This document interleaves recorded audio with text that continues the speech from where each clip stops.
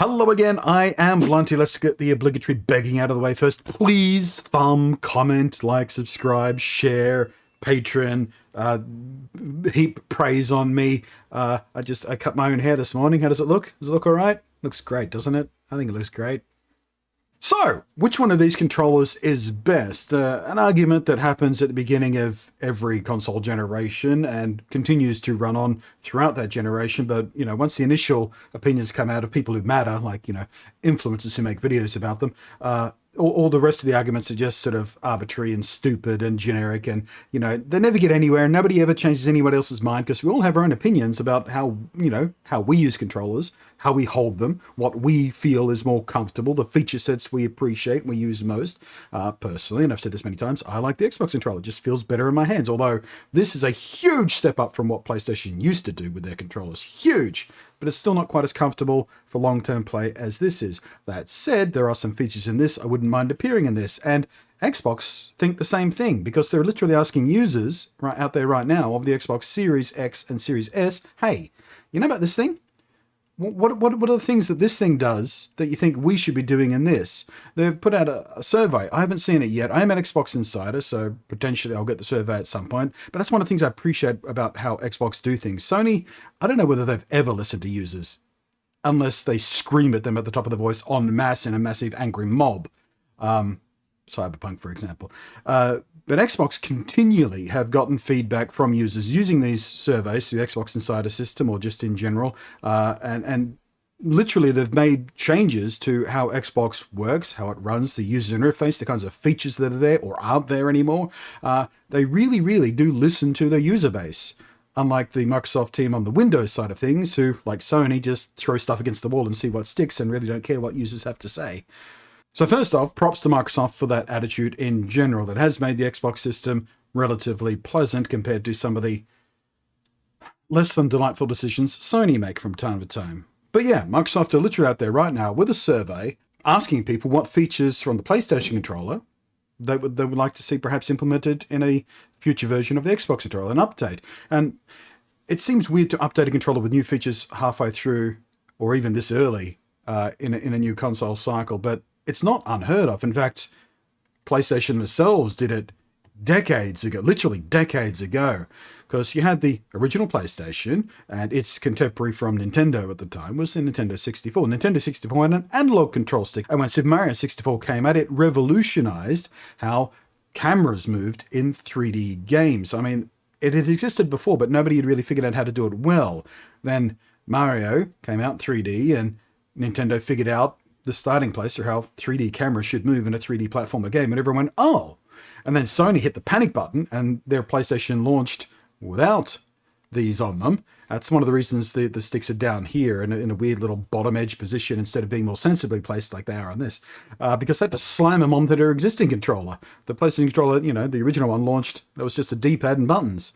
But then they panicked. They went, oh crap, 3D games, they're going to need 3D controls or something. Analog button sticks. And they glued them onto the bottom of the original stick. And all the, launch PlayStation users had to buy new controllers to play certain games which were completely incompatible without the analog sticks on them.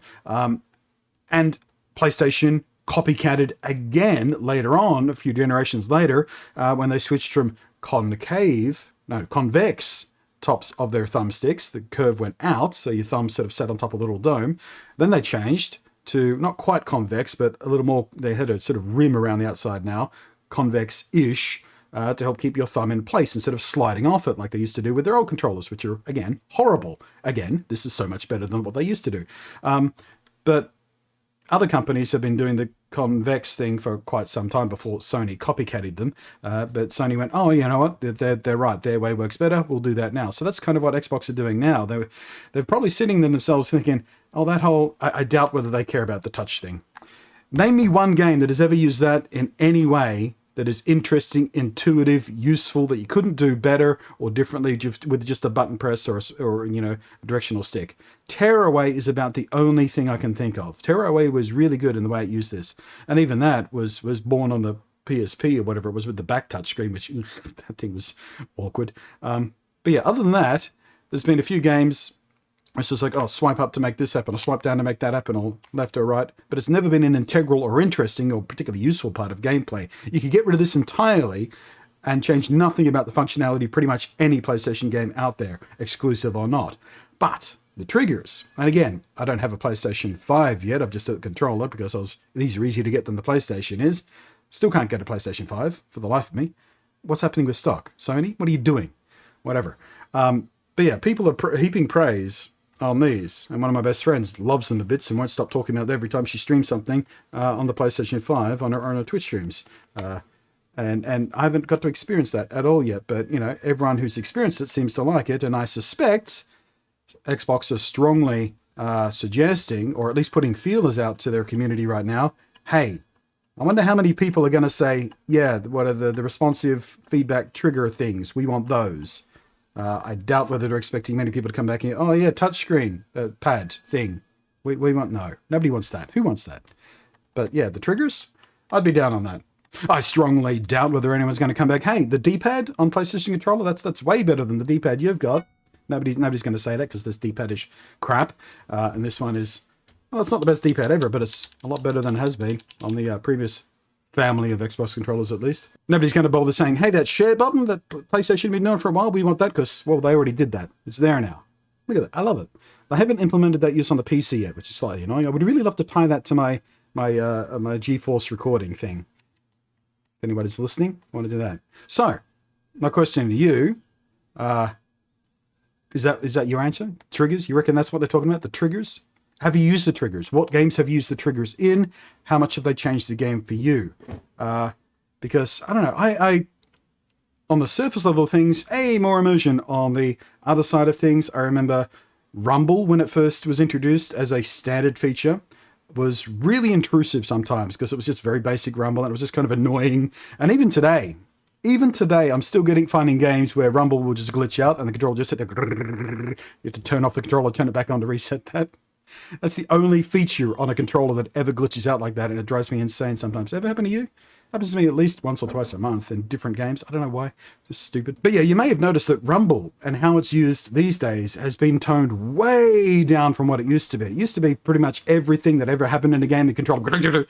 But these days, they've saved it for special moments, explosions, or when you hit the curbing as you're pulling your race car around the edge of an apex or whatever it is, or when you're firing off a particularly big weapon, that kind of stuff. But that kind of more fine-tuned force feedback, as people have been experiencing this, apparently have liked, it sort of adds a level of immersion. But I worry about fatigue. I worry about it being distracting more than immersion. I don't know.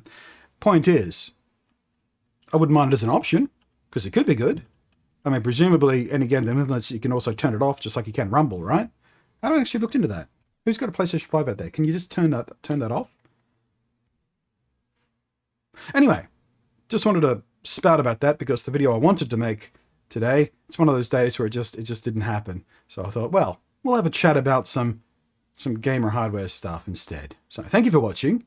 If you have made it to the end of this rambly off-the-cuff video, I do appreciate that just as much as I appreciate, or not quite as much as I appreciate the patrons, because they go above and beyond to help support the channel. Thank you. But the rest of you, if you've done the thumb and the thing and the comment and whatnot, thank you as well. If you've made it this far and just have done nothing to the video, well, at least you made it to the end. Hooray for you! And me, I guess. Algorithms.